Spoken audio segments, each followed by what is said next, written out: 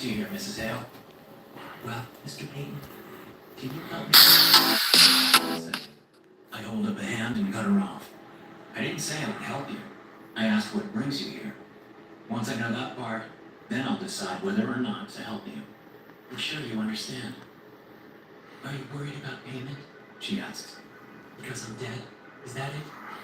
I can assure you, Mr. Peyton, that my bank accounts are accessible, no matter what corporeal state I am in. It's part of the bank's charter. Dead or alive, they serve as needed. Nah, that ain't it, I say. You aren't the first ghost that's walked in here looking to hire me. I give her a sly smile. But you're definitely the best looking, that's for sure. She returns my smile with a blank stare. Looks like flattery will get me nowhere with this one. The problem is, Mrs. Hale, I continue, your husband she interrupts, was the most powerful boss in the city's criminal underworld, I say. Lionel Hale is not someone I care to cross, dead or alive. I don't want you to cross him. I want you to find him, she says. Name your price. I like the sound of that, but let's not get ahead of ourselves here, I say. What do you mean, find him? You two have been dead for less than 72 hours. You already lost him? She doesn't laugh at my little joke. Tough crowd. Despite what you read in the papers, Mr. Peyton, my husband's enemies did not blow us up 3 nights ago, she says, and holds up her right hand with 2 fingers extended.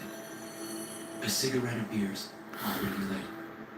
Nice trick, I say, and realize she's got more going on than just being a ghost. Yo, what's up? Hey, how are you? Sorry. I'm just playing this dumb game. Yeah. It's a wannabe Pokemon. How's everybody? Hey, Taco.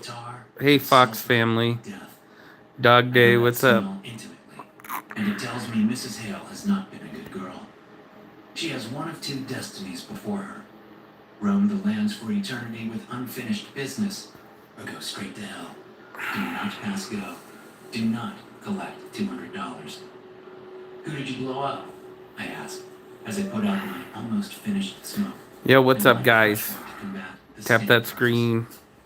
My husband, Mrs. Hale says. She takes another drag with her eyes on mine as she watches. Man, I'm scared. Jacked me up. I shrug.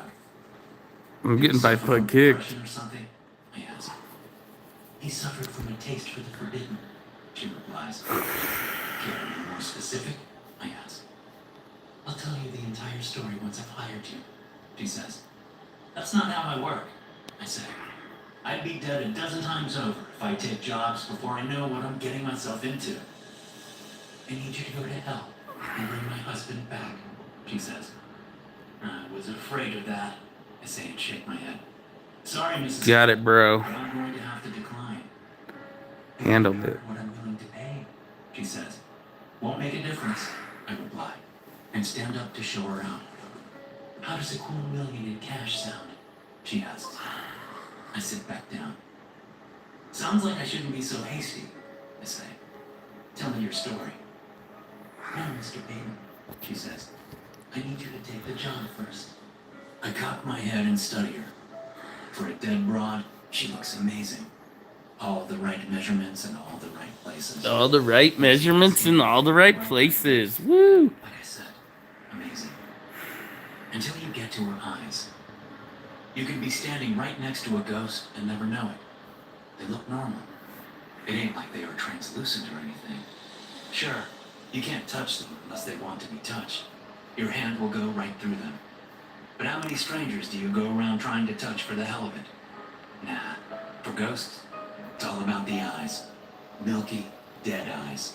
Eyes are the windows to the soul, and ghosts have nothing to show. Windows to the Kind of soul. like turning a dark shirt inside out. The inside is a different shade. You asked? I ask. It's a fair question. This could all be a setup of some kind. A long game to take me down. Although, I can't think of anyone that gives enough of a shit about me to go to all the trouble. She shakes her head, but I don't know if that's an answer or if she's just getting bored with me. I think I'll pass, I say, and to hear my own heart breaking into a million pieces of cold, hard cash. She closes those eyes, and if a ghost could cry, she'd probably have a single tear rolling down her cheek. Please? She asks when she opens her eyes again.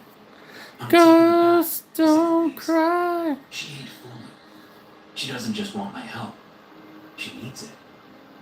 How many other PIs have you been to? I ask. Only you, she says. Okay, I tell you what, I say, and I put out my smoke. Go talk to some other ones, and if they won't help, then come back, and we'll see what we can work out. But only you can help, she says. And why's that? I ask. Because you're the only PI that's going to help and come back, she says. Looks like my little secret ain't so secret. Yeah, well, go talk to some first, I say. For $1 million, I have a feeling you'll get a yes from one of them, even if I had to start somewhere. But you know what you're up against, she says. Which is why I'm passing you off. 2 million, she says. It takes all of my self-control not to react to that number. $2 million. 2 million, bro. I'd never have to work again. Shit. I could blow $1 million on a weekend of booze and broads and still have an extra $1 million left over to keep me comfortable all through my last few decades on this plane. I start to reply, but she doesn't let me speak. 3, she says. And that's it. It's everything I have access to. Well, shit, I say and hold out my hand. I'd hate to put any of my colleagues through the ordeal of making a hard decision like this one. Being a considerate human being, I have to think of their emotional and psychological well-being. So we have a deal? She asks. We have a deal. Yeah, I say. She takes my hand and we shake. And when you shake hands Pokémon. with it's a binding contract. She can't get out of paying me, and I can't get out of the job until it's completed. I'm taking a risk, a huge risk, but I have 3 million reasons to go for it. Mrs. Hale leaves after telling me her story. Her driver was fine to do his job by then. I caught a quick glare from him as Mrs. Hale left, and that glare told me that he doesn't just drive cars. I'm sure he knows where more than a few of the bodies are buried. I have zero desire to be one of them. So the second she's gone, I pick up the phone and dial a number I haven't dialed in a very long time. No, the voice says on the other end, just before it hangs up. I dial again. I said no, the voice says, and hangs up again. I'd try a third time, but you can trust me that it wouldn't be the charm. Looks like I'm going to have to pay a visit to an old friend. Well, maybe not so much an old friend as an acquaintance. And maybe not so much as an acquaintance as a former enemy. And possibly not so much a former enemy as a current enemy. And if you were to really drill down, that current enemy might also be my ex-wife. The 3 million better be worth this shit. Did you get stupider since you signed the divorce papers? Nola asks when she opens the entry door to her garage. In case I'm not picking up on the hostility in her voice, she presses the barrel of her .38 against my nose to make sure I'm catching what she's throwing. Hey, Nola, I say, and gently move the pistol away from my face. How you doing? The pistol returns to my nose, and Nola cocks back the hammer. You can go to hell, baby, she says. She never called me by my first name. That should have been red flag number 1 when I first met her. Except, I then went on to ignore red flag numbers 2 through 10,000. So I guess paying attention to the first red flag wouldn't have made much difference. Go to hell? Funny you should say that, because that's why I'm here, I say, and glance past her. May I come in, Nola? I need to pick your brain about a job. She hesitates, her eyes narrow. Are you serious? She asks, after a few very tense seconds. You're going to hell? On a job? Yeah, I say.